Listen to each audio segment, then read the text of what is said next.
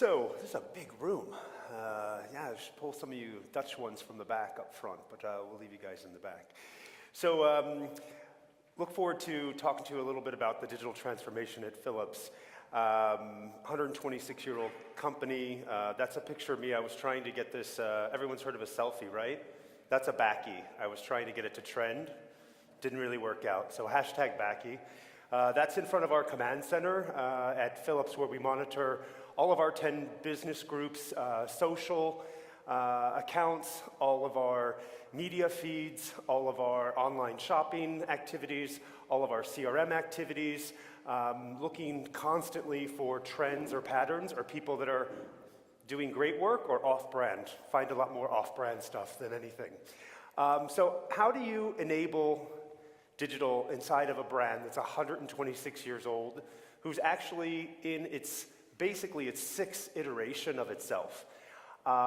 We have a real passion at Philips to make sure that we're actually around in another 126 years. This is not going to be easy, since more than half of the companies that were around in the 80s or 90s on most of the stock exchanges are gone. So if you don't disrupt yourself, you will be disrupted and you will die. So this is really our mantra at Philips in order to drive the digital transformation, which will underpin how we will survive and thrive in the future. So let me talk to you a little bit about how we think of digital at Philips. I am not the CDO. Our CEO is the CDO. And if the CEO is not your CDO, then I wish you good luck. Because if you're in a big, big company like Philips, if you think just me by myself can drive a digital transformation of 80,000 employees. I used to have brown hair, it's gray, it's called Philips gray. It's called Pantone 001-2013, which is the day I joined. Men at Philips get gray, women get blonde. I can't quite figure out this magic hair color thing, but we really, really work hard. So the way we think about digital at Philips is there's actually three pillars to the digital transformation. One is how digitizing our business models and shifting to connected products, propositions, and different things, that is one huge piece of what we're doing and one part that defines the digitization at Philips. The second part is around digitizing marketing and media and relationships with our customers, whether those are consumers or professionals, and that's what I really drive.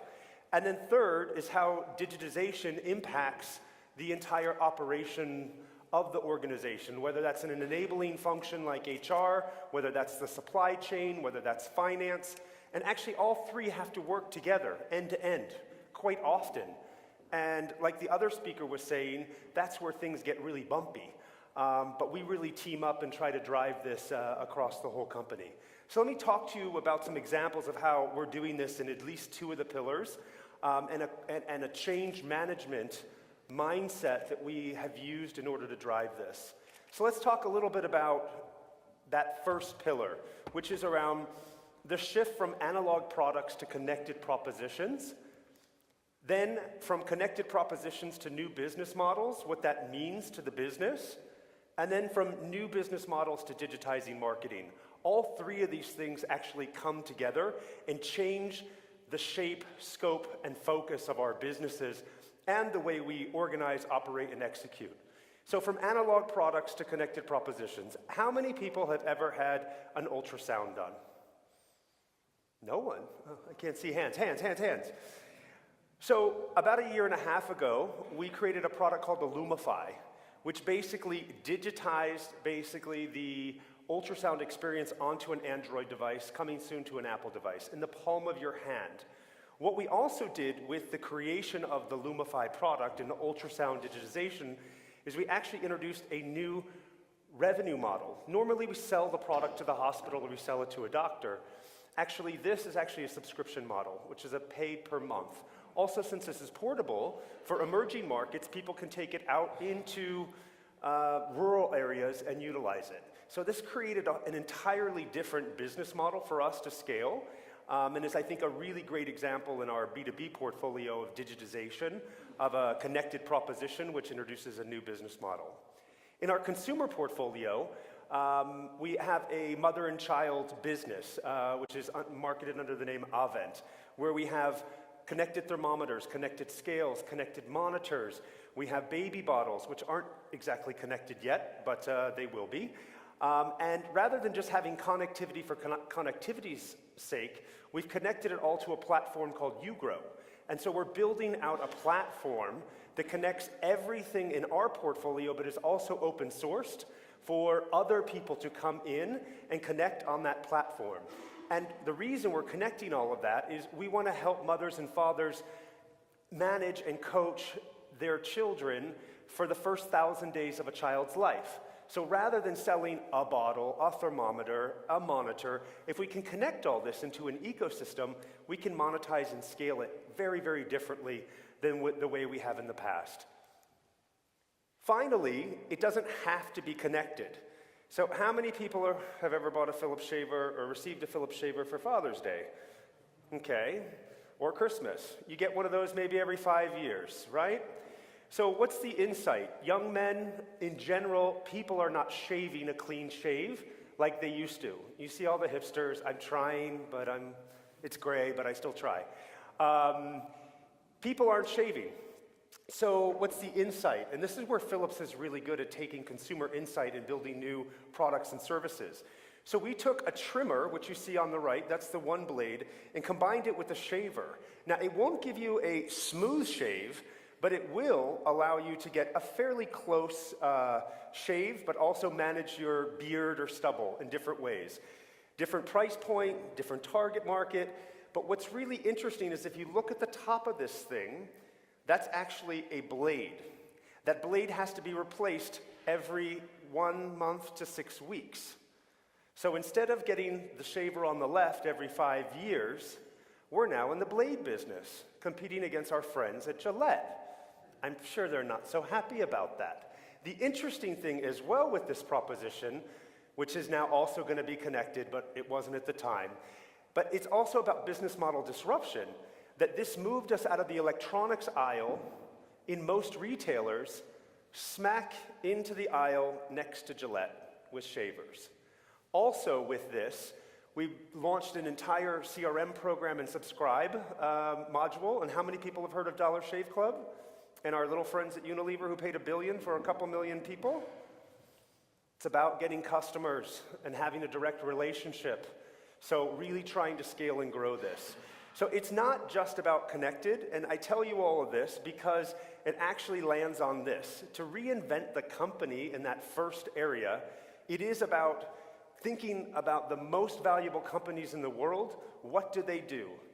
They sit on data, they do software, they build services, and data and analytics, and then they monetize that. Yes, there's products, but look at Apple, look at Uber, look at Amazon, look at Facebook.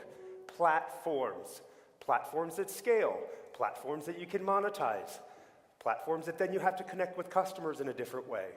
All of these things are what's driving Philips from the product, services, and solutions perspective in both our B2B and B2C portfolio. Now, how does that change marketing, which is what I own?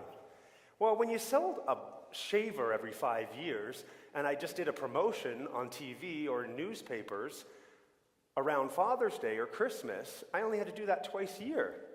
Pretty simple, right? But now, if I have to talk to you on a monthly or weekly basis to get you to interact with me with a shaver or a brush head in our toothbrush portfolio, or coaching you through the first 1,000 days of a child's life, very, very different mindset from a marketing perspective. The powerful thing here is also, this is where technology takes us to a whole different place from a digital marketing perspective.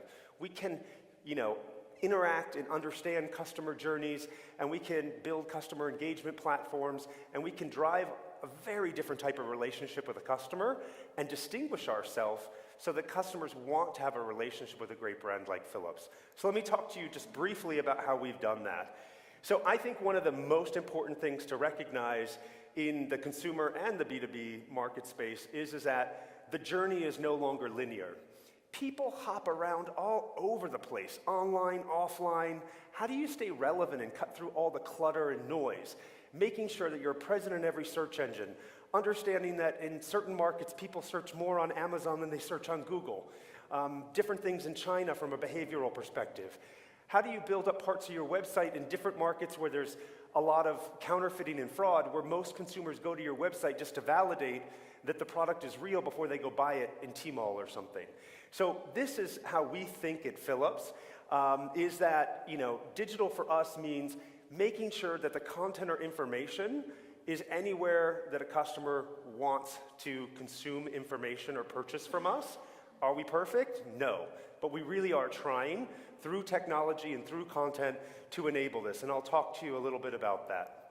So some other things that we think about with respect to digital and how it's changing things with customers is, again, like I mentioned before, that customer decision journey is no longer linear. It's been blown to bits. The customer is ultimately in control of the relationship. You aren't as a brand, so if you think you are, reevaluate that. I think the third piece is that all of this digital technology and information produces massive amounts of data that in an analog world, your marketeers, your IT organization, your product people never had to deal with.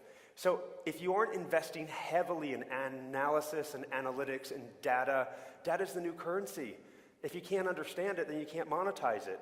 So we're really trying to focus on changing not just marketing culture and digital culture, but also embedding analytics and analysis inside of all of our folks. All of this on those touch points of those journeys means everyone becomes a publisher, a content factory. And if anyone in here from an IT perspective is invested in content management systems, is there anything worse than fixing the content management systems at your company? What a black hole. The legacy stuff there is a nightmare, and getting to anything new is a nightmare. And it's a big black box of investment.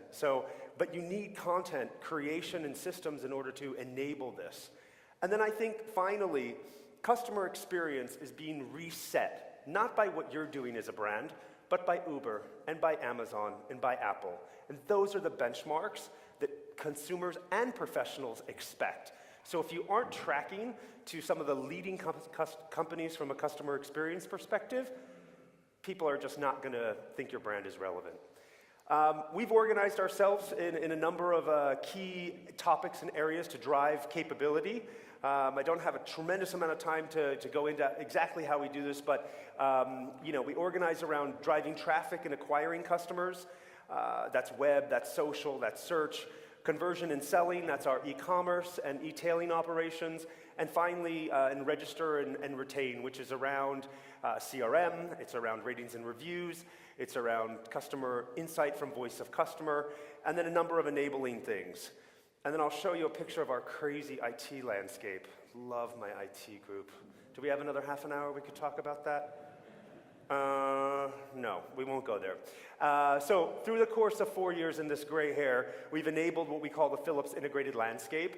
And we have one picture of a number of tools that we use globally. So we do use the same web systems, the same e-commerce engines, in everywhere with the exception of some stuff on the other side of the firewall in China. And recently, what we've gone to for a number of our things is actually giving out more access and ability to our marketeers in the countries to drive the car fully, changing things on the web, driving all of their CRM. So in the early days when we didn't have the capability, we built up a nanny state where basically in order to go to the bathroom, you had to call our digital services department in order to push a button. So now we've given control of some button pushing out more to the people where we've raised capability. So I think having an integrated view of the world from a technology perspective is great, but technology is not the panacea. It comes with people, process, and change management.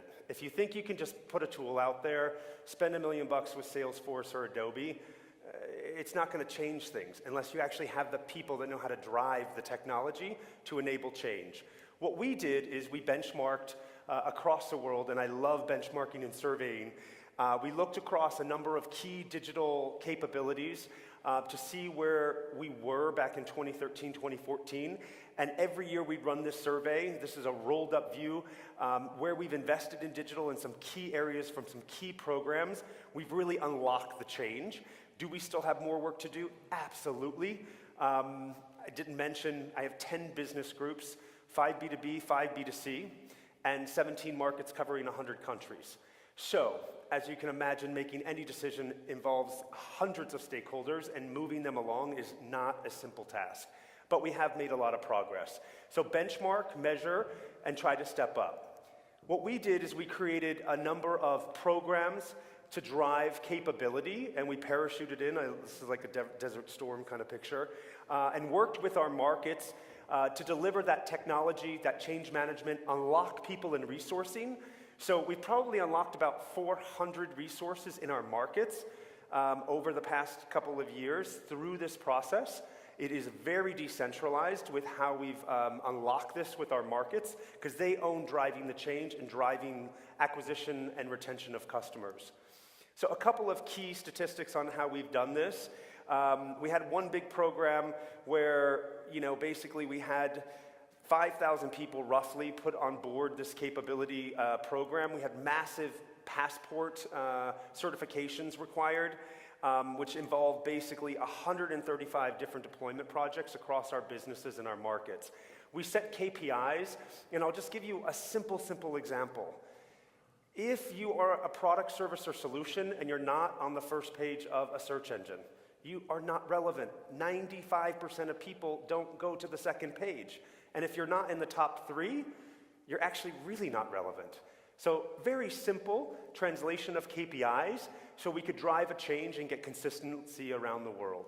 So it's moving faster than ever, and a lot of success, a lot of embrace of our leaders. But I want to tell you one thing that we did over the past 2 years, and that was to really further unlock the hearts and minds of our leaders, who were many very, very behind our digital transformation, but still didn't, I think, fully grasp the speed at which the world is changing, and that we need to change culturally and with our people. So I don't know how many of you have done West Coast tours, but we actually organized 2 different West Coast tours, one for our consumer leaders and one for our B2B health systems leaders. Our consumer leaders, what was really key about this is I didn't take the C-suite. The C-suite gets it. What I need to unlock is investment between our businesses and our markets. I need them to change. And so I brought what we call the B and the M. So 5 of the business leaders and their marketing and product leads, and then also all of our market leads, 17 of them. So as you can imagine, Google and Facebook were really happy when I showed up with 55 people. I think we were like the largest West Coast tour they've ever hosted. But what we did was we actually went around for 3 or 4 days, and then we co-created 6 things that we would all go do and live by when we came back, to be leader-led. And that has really unlocked, over the past year, such change in our organization that no matter what tools, technologies, programs I've come up with in Amsterdam, this is the key enabler for unlocking the people, resources, and step up where we could never get it before. So, in conclusion, when I got to Philips, again, 10 different businesses, 17 different markets. Some people thought they were in a Ferrari. They weren't in a Ferrari. Some people were on horses. How many people are familiar with The Walking Dead? I had zombies wandering around in the woods. We got everybody in a car. And now everybody's on the car, going down the same highway. They're not going all the same speed, but I think the key thing about digital is never done.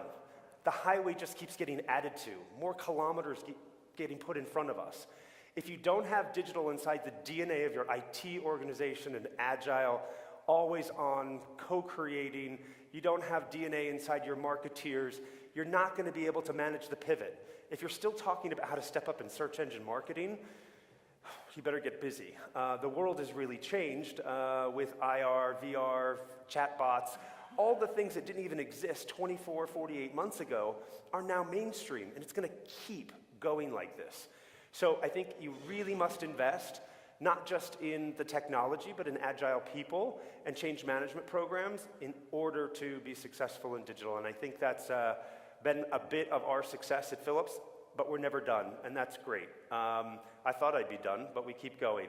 And then finally, yeah, the robots are coming. So I would just leave you with that, and really appreciate the time. And if anybody has more questions, happy to take any of those or follow up afterwards. But thank you for the opportunity this morning to share a little bit of the digital transformation at Philips.